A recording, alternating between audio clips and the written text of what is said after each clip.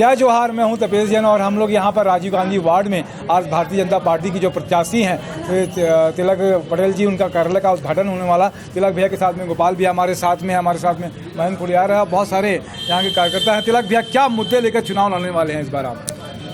मुद्दे तो जी बहुत सारे हैं, लेकिन मुख्य रूप से यहाँ पे जल समस्या का है और दूसरा नाली निकासी का जो बाधाएं हैं उसको दूर करना है।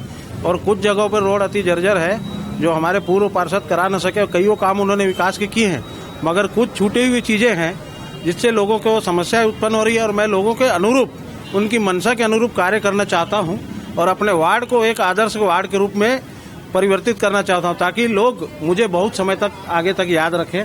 इस मुद्दों को लेकर मैं आगे बढ़ रहा हूं। और यहाँ पर समय तक याद रखें, आप बहुत साल से, मुझे लगता है कि 3 बार 15 साल से टिकट मांग रहे थे आप। हाँ जी, मांग रहा था, मगर संगठन ने मुझे संगठन से मुझे मौका नहीं मिला। और इस बार संगठन ने मेरे ऊपर विश्वास जाहिर किया है और मैं इस विश्वास में पूर्णतः सफल होऊंगा, ये मेरी आशा है। क्या लगता है इस बार की भारतीय जनता पार्टी को? अभी पिछले जो 2 चुनाव हैं लगातार जो है ना, मेयर नहीं बना पाया, इस बार क्या लगता है? रही कुछ त्रुटियां रही, हमारे कार्यकर्ताओं की कुछ कमी रही होगी या मैनेजमेंट में कुछ कमी रही होगी। इस वजह से हमारे 10 साल तक महापौर से हम वंचित रहे और हम अपना योगदान विकास में रायपुर शहर को नहीं दे पाए। मगर इस बार सभी कार्यकर्ताओं ने कमर कस ली है और हम अपने निगम में हम अपना महापौर तैयार करेंगे और फिर से राजधानी के विकास को एक नई गति प्रदान करेंगे। क्या कहेंगे जनता से, क्या अपील करना चाहेंगे आप? मैं तो अपील यही करूंगा कि आप मेरे चाल चरित्र और मेरी कर्मठता से वाकिफ है और इस बार नेता नहीं बेटा चुनिए, यही मैं जनता से कहूंगा।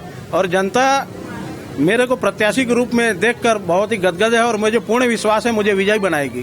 पटेल जिंदाबाद, पटेल जिंदाबाद, कैसा हो, कैसा हो।